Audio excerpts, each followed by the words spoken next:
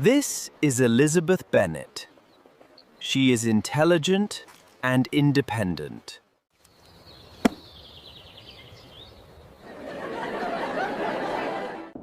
Mr. Darcy is a wealthy, proud gentleman who learns humility and falls in love with Elizabeth.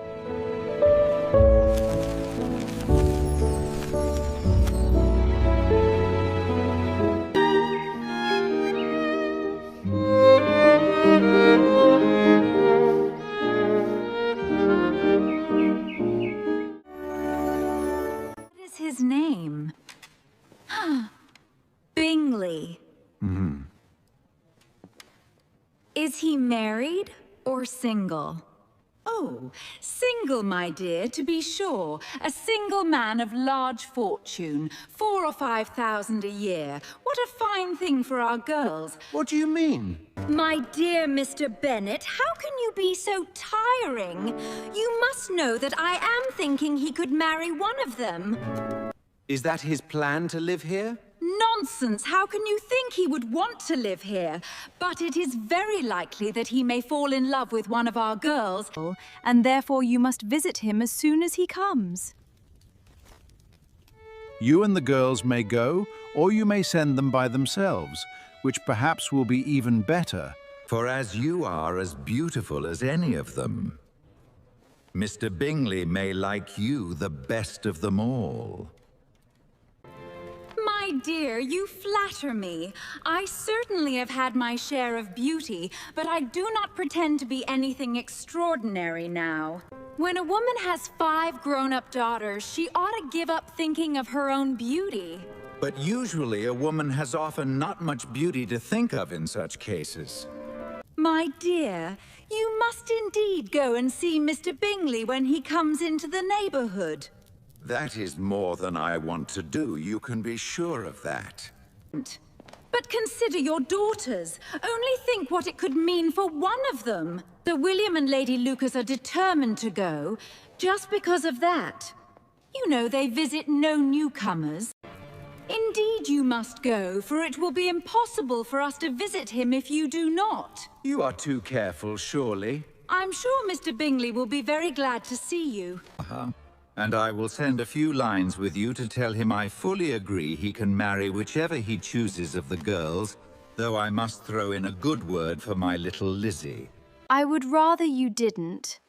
Lizzie is not a bit better than the others, and I am sure she is not half so beautiful as Jane, nor half so good-humoured as Lydia. But you are always giving her the preference. Well, that is because our other daughters are all silly and ignorant, like other girls.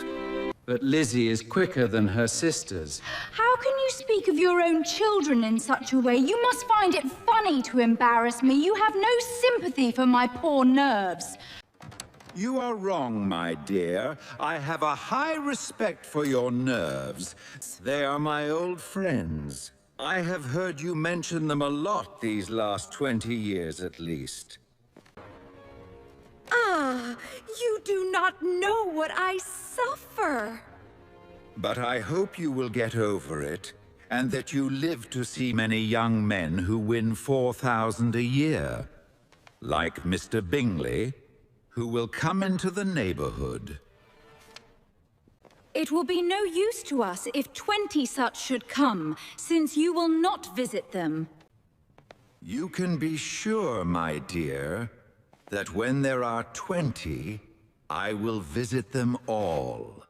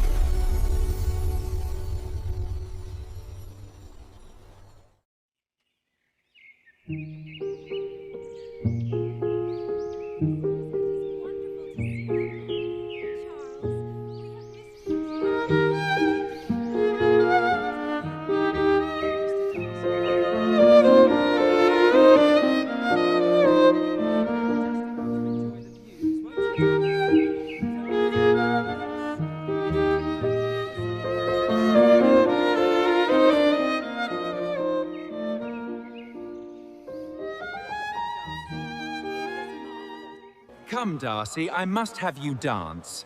I hate to see you standing about by yourself in this stupid way. I certainly will not.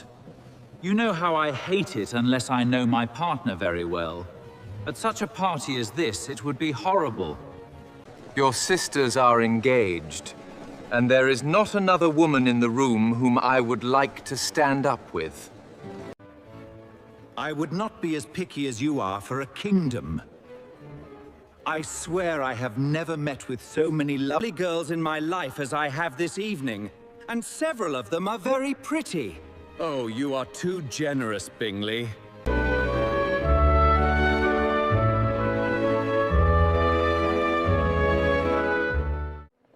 You are dancing with the only beautiful girl in the room.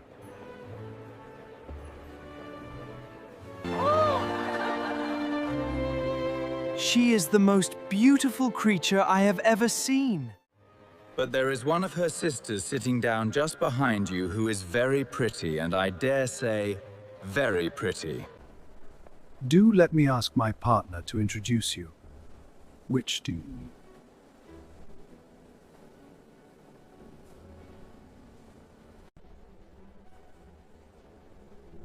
She is pleasant, but not beautiful enough for me. I am in no mood at the moment to give attention to young ladies who are ignored by other men. You had better return to your partner and enjoy her smiles, for you are wasting your time with me. Mr. Bingley followed his advice. Mr. Darcy walked off, and Elizabeth remained with no very friendly feelings toward him. She told the story, however, laughing with her friends, for she had a lively, playful manner and found ridiculous things like this very funny. Oh, wasn't that the most delightful evening? Absolutely splendid! I quite enjoyed myself. They found Mr. Bennet still up. When he had a good book, he often lost track of time. He also was curious to find out what happened, so he stayed up.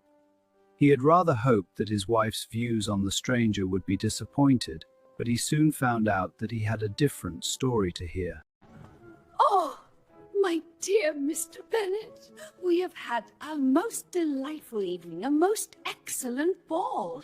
I wish you had been there. Jane was so admired, everything, and how well... And Mr. Bingley thought her quite beautiful and danced with her twice. Only think of that, my dear. He actually danced with her twice, and she was the only creature in the room that he asked a second time.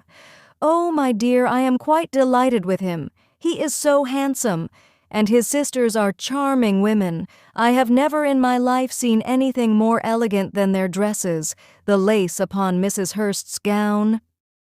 Here she was interrupted because Mr. Bennet protested against hearing these descriptions. Descriptions? Mr. Bennet, I simply must... But I can assure you that Lizzie does not lose much by not pleasing him, for he is a most horrible man. So proud and so conceited that no one could stand him. He walked here and he walked there, thinking himself to be so very great. Indeed. He said that Lizzie was not handsome enough to dance with. I wish you had been there, my dear, to have shown him his place. I quite hate the man. My dear.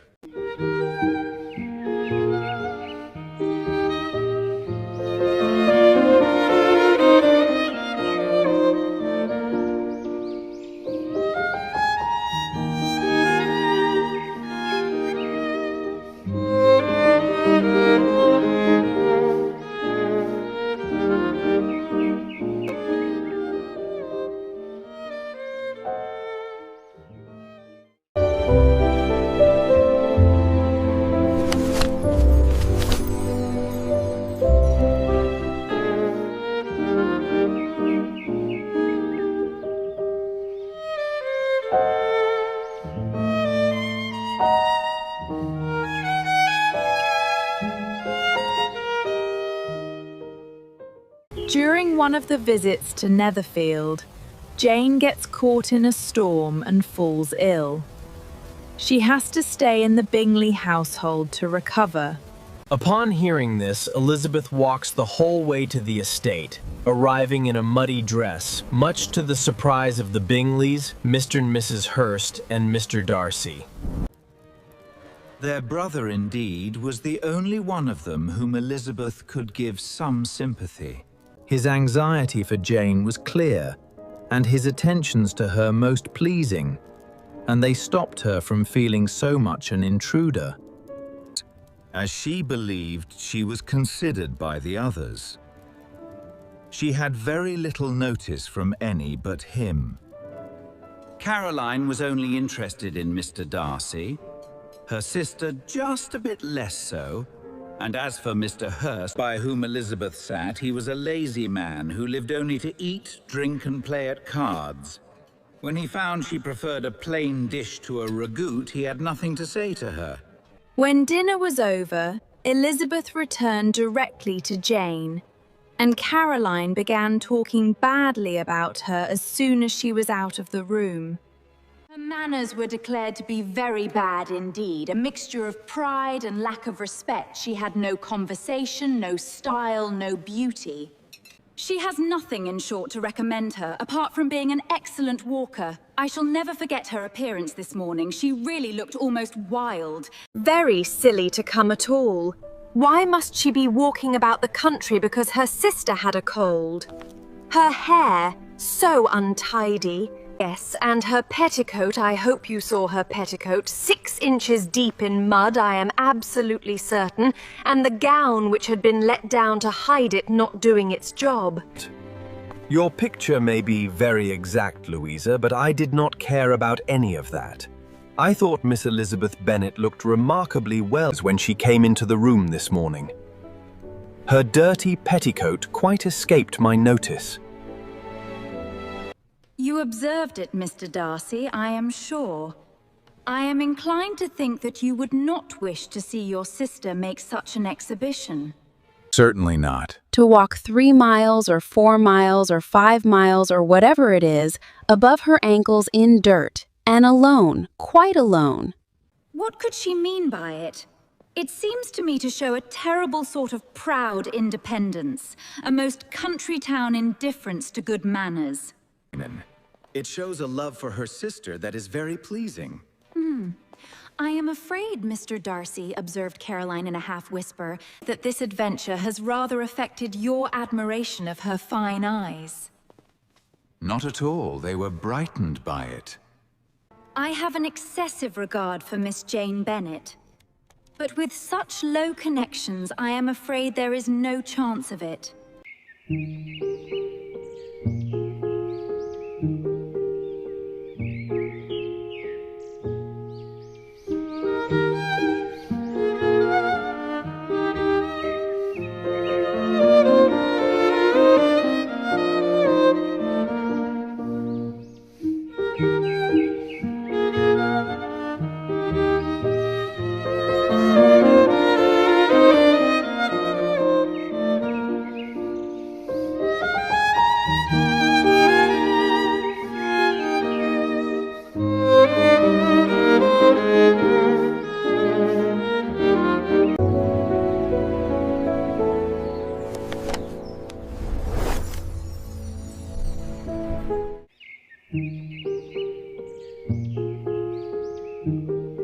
Miss Elizabeth, I am Mr. Wickham. May I have the pleasure of joining you? Distraction. Yes, please do sit. Yes, sir. The late Mr. Darcy left me enough to live more than a comfortable life in his gift. He was my godfather, and very attached to me. I cannot do justice to his kindness. He meant to provide for me and thought he had done it. But when he died, it was given to someone else. Good heavens, but how could that be? How could his will be ignored? Why did you not look for legal advice? There was just such an informality in the terms of the bequest as to give me no hope from law. A man of honor could not have doubted the intention. But Mr. Darcy chose to doubt it cow, or to treat it as just recommendation, and to claim that I had given up all claim to it by extravagance, imprudence, in short, anything or nothing. Certain it is that the inheritance became available 2 years ago, exactly as I was of an age to hold it, and it was given to another man, and no less certain is it that I cannot accuse myself of having really done anything to deserve to lose it. I have a warm, careless temper, and I may have spoken my opinion of him, and to him too freely. I can recall nothing worse. But the fact is that we are very different sorts of men, and that he hates me. This is quite shocking. He deserves to be disgraced in public. Sometime or other he will be dear, but it shall not be by me. Till I can forget his father, I can never expose. Yeah. Elizabeth honored him for such feelings, and thought him handsomer than ever as he expressed them. But what can have been his motivation? What can have made him be so cruel? A strong and determined dislike of me. A dislike which I cannot but blame partly on jealousy. Had the late Mr. Darcy liked me less? His son might have related to me better, but his father's uncommon connection to me irritated him, I believe, very early in life. He had not a temper to tolerate the sort of competition in which we stood, the sort of preference which was often given me. I had not thought Mr. Darcy so bad as this tend, though I have never liked him. I had not thought so very ill of him. I had supposed he hated his fellow creatures in general, but did not suspect him of being capable of such malicious revenge, such injustice, such inhumanity. I do remember his boasting one day, at Netherfield, of the strength of his resentments, of his being unforgiving. His manner must be terrible. I will not trust myself on the subject. I can hardly be fair to him. To treat in such a manner the godson, the friend, the favorite of his father, a young man too like you, whose very manner may vouch for your being friendly. And one too who had probably been his friend from childhood, connected together, as I think you said, in the closest manner.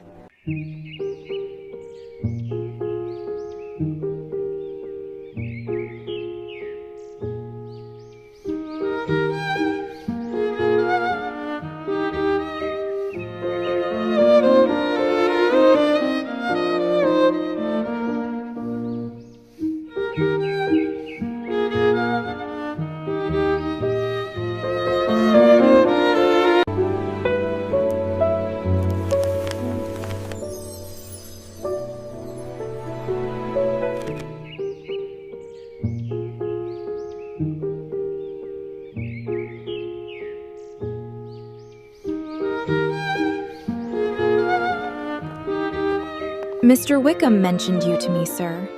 I have no interest in discussing him, Elizabeth. Dances with Mr. Darcy, and they find themselves talking of Mr. Wickham. Miss Darcy avoids the subject. While reflecting on this news alone, Mr. Darcy arrives and proposes to her. He does, however, mention her poverty and lowly connections. And of course you had no right to interfere with any relations between my sister and Mr. Bingley, no matter the reason you claim to separate the two. Jane is very shy and barely expresses her true feelings to me, and yet I can assure you she is very much in love with your friend. But it is the matter of my sister on dislike is founded. Long before it had taken place, my opinion of you was decided. Your character was revealed in the recital, which I received many months ago from Mr. Wickham. What can you have to say? In what imaginary act of friendship can you here defend yourself? You take a keen interest in that gentleman's concerns. Who that knows what his misfortunes have been can help feeling an interest in him? His misfortunes, yes, his misfortunes have been great indeed. And because of you, you have reduced him to his present state of poverty. You have refused to give what you must know to have been intended for him. You have taken away the best years of his life, of that independence which he deserved. You have done all this? And yet you can treat the mention of his misfortune as if it didn't deserve respect. And this is your opinion of me. I thank you for explaining it so fully. My faults, according to this calculation, are heavy indeed. But perhaps these offenses might have been overlooked had not your pride been hurt by my honest confession of the feelings. Feelings that had long prevented my forming any serious arrangement. These bitter accusations might have been suppressed had I, with greater effort, hidden my feelings and flattered you into the belief of my being motivated by true inclination, by reason, by reflection, by everything. But I hate lies of every sort. Nor am I ashamed of the feelings I expressed. They were natural and fair. Could you expect me to be happy about the inferiority of your connections? To congratulate myself on the hope of relations whose condition in life is so surely beneath my own? You are mistaken, Mr. Darcy, if you suppose that your tone affected me in any other way than as it saved me the concern which I might have felt had you behaved in a more gentlemanlike manner. You could not have made the offer of your hand in any possible way that would have made me accept it. From the very beginning, from the first moment, I may almost say, of my acquaintance with you, your manners impressing me with the fullest belief of your arrogance and your selfish lack of respect for the feelings of others were such as to form the foundation of dislike which events afterwards have built so strong, and I had not known you a month before I felt that you were the last man in the world whom I could ever be persuaded to marry. You have said quite enough, madam. I perfectly understand your feelings, and have now only to be ashamed of what my own have been. Forgive me for having taken up so much of your time, and accept my best wishes for your health and happiness.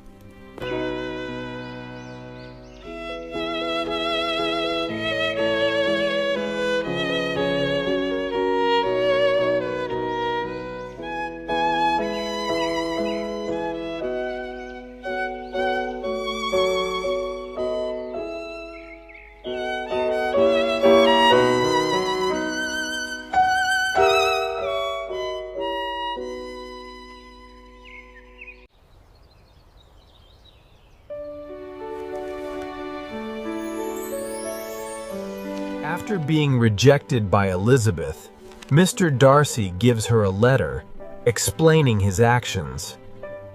He says that he only stopped Jane and Mr. Bingley because he thought Jane did not love Bingley as strongly as he loved her.